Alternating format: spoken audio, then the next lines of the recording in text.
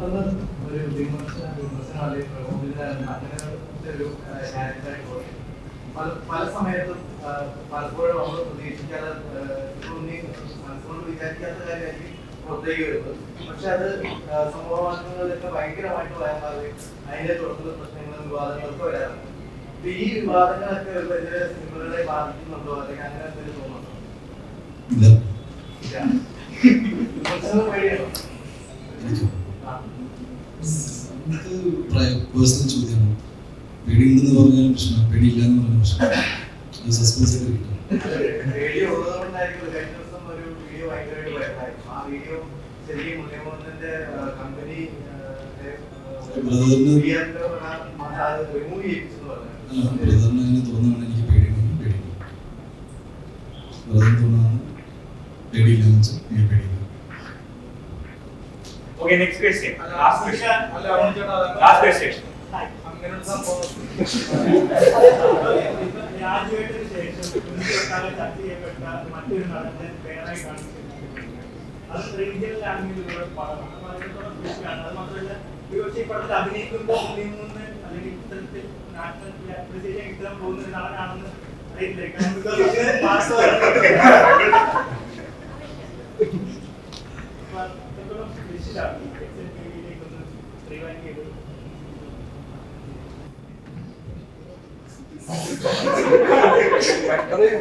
Get Set Baby ഞാൻ പറഞ്ഞ പോലെ എനിക്ക് സ്പെഷ്യലാണ്. ബിക്കോസ് വിനയ് ഗോവിന്ദനോട് തൊട്ട് മുന്നേ ഒരു പടം ചെയ്യാനിരുന്നതായിരുന്നു. അപ്പോൾ ആ സിനിമ കഴിഞ്ഞിട്ടാണ് ഈ സിനിമ ആ സിനിമ ചെയ്യാൻ പറ്റിയില്ല. അത് കഴിഞ്ഞാണ് ഈ സിനിമ ചെയ്യുന്നത്.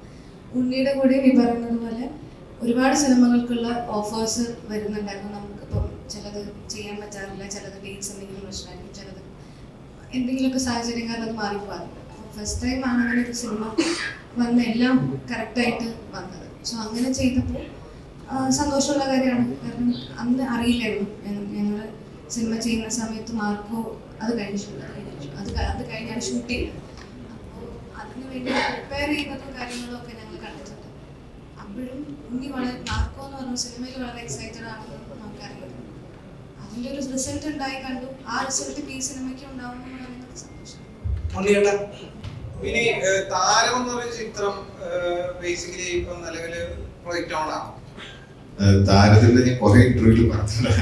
ഇത് ഈ പറഞ്ഞ പോലെ നമുക്ക് അതിൽ കുറെ പെർമിറ്റേഷൻ കോമ്പിനേഷൻ സാധനങ്ങൾ ഒന്നിച്ച് വരണം. Technicians, artist, location permission, climate, ഇതൊക്കെ ഒന്നിച്ച് വന്നാൽ ഡെഫിനറ്റ്ലി സംഭവിക്കും. അതില് എന്താണ് ഇവിന്റെ ഒരു ഫിറ്റ്നസുമായി ബന്ധപ്പെട്ട ഒരു സംഗതിയാണ് ആ ചിത്രം. അത് ഫിറ്റ്നസ് ഞാൻ പറഞ്ഞില്ല, ഇത്രയും സാധനങ്ങൾ ഒരുമിച്ച് വന്നപ്പെടുന്ന ഒരു അവസ്ഥയിൽ നടക്കും.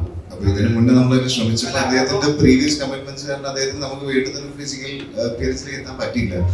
അപ്പൊ അത് നമ്മൾ കൂട്ടായി എടുത്തൊരു തീരുമാനമാണ്. അങ്ങനെ ഒരു സാഹചര്യത്തിലായിരുന്നല്ലോ ഒരു ജസ്റ്റ് ഒരു കരക്കമ്പി ഉണ്ടായിരുന്നു.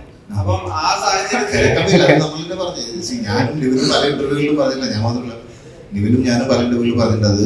അതൊരു വലിയ എന്റർടൈനർ പടമാണ്. പാട്ട്, ഡാൻസ്, അങ്ങനെ ആഘോഷമായിട്ട് നിവിനെ കൊണ്ട് ഫ്ലെക്സിബിൾ ആയ നിവിൻ പോളിയെ കൊണ്ട് ഒരു നോ ലിമിറ്റ്സ് നിവിൻ പോളി ഉണ്ടെങ്കിൽ അത് ഇപ്പൊ ഒരു ചുള്ളനായിട്ട് നിൽക്കുന്ന ഒരു ഇമേജസ് ആണല്ലോ. ചുള്ളനായി വരുന്നത് ഇച്ചിരി ചുള്ളനായി ഈ ബാക്കി പറഞ്ഞ സാധനങ്ങൾ കൂടി ഒന്നിച്ച് വന്ന് വീണ് കഴിഞ്ഞാൽ സംഭവിക്കും.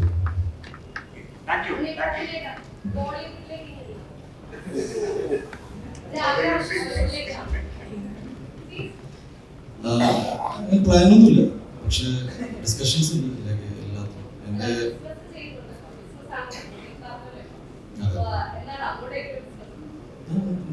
എൻ്റെതായ സമയം തീരുമാനിക്കും.